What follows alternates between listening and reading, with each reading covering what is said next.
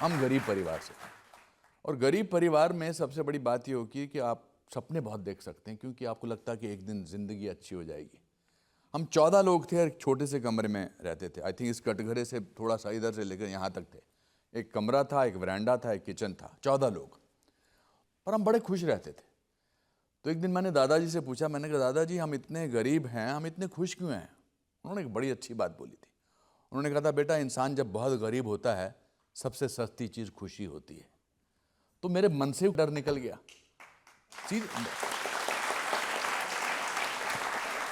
हमारे यहाँ 4 cinema hall थे। सिनेमा जो Shahi cinema, Regal cinema, Rivoli cinema और रिट सिनेमा शिमला में। और शाही सिनेमा में 4 आने में टिकट मिलती थी, सबसे सस्ता था।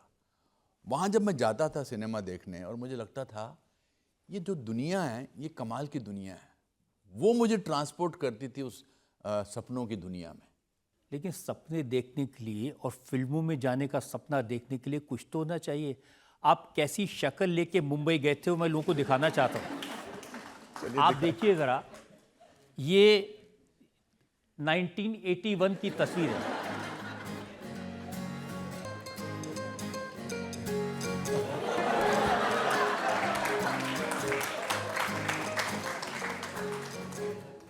अब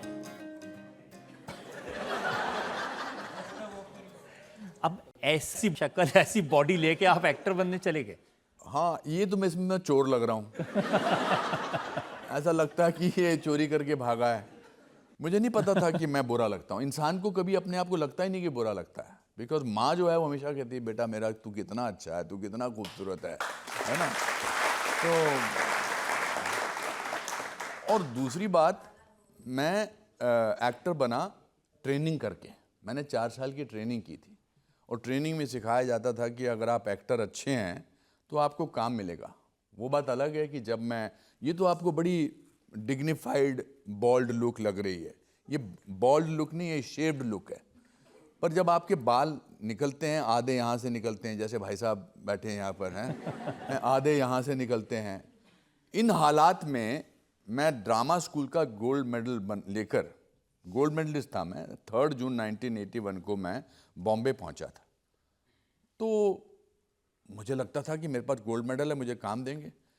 लेकिन जब मैं जाता था लोगों के पास काम मांगने, वो कहते थे बाल तो है नहीं, आपको काम कैसे दे दें, आप गोल्ड मेडलिस्ट हैं। अच्छा, आप एनएफडीसी से हैं, एनडीपीसी से हैं, एनएसडी को कोई जानता नहीं था। मगर तकलीफ भी होती थी। कोई लोग बोलते थे कि आप एक काम करिए, आप राइटर बन जाइए, आप असिस्टेंट बन जाइए, बाल नहीं है आपके। बाल बहुत इंपॉर्टेंट थे। आप गोल्ड मेडल दिखाते थे, वो बाल देखते थे। करेक्ट, बिल्कुल। मैंने बहुत कोशिश की है बाल उगाने की। अच्छा। मैंने वो रीठे में दही डालकर मैंने जमीन के अंदर रखा है। एक और मैंने तरीका किया था। मुझे किसी ने कहा कि अगर आप ऊंट का सुसु लगाओ सच है, तो मैं जुहू बीच पे चला जाता था। मुझे क्या पता ऊंट 3-4 दिन लेता है सुसु करने में।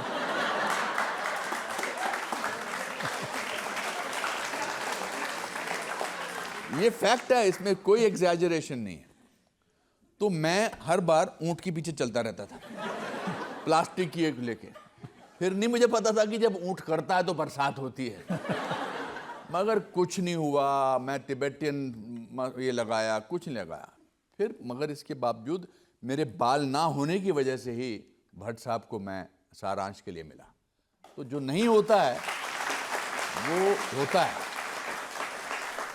मैंने सुना कि जब आप ऑडिशन देने जाते थे तो अपने एक चाचा जी की नकल करते थे। वो चाचा जी जो हर चीज में फेल थे।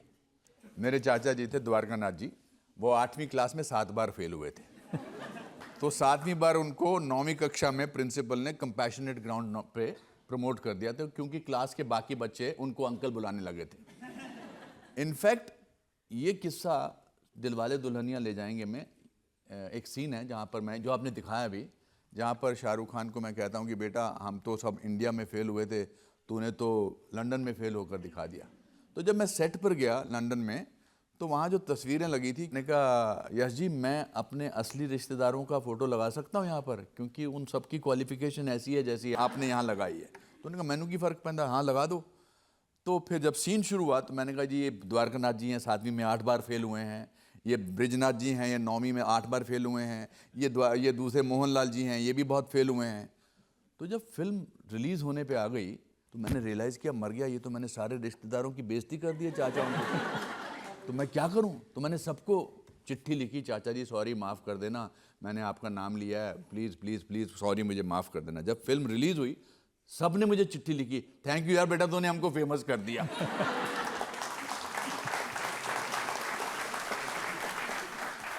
जब आप सफल बन गए, स्टार बन गए, तो आपके फादर आपकी फिल्में देखते थे, पसंद करते थे? मेरे फादर मेरे सबसे बड़े फ़ैन थे, सबसे बड़े फ़ैन थे।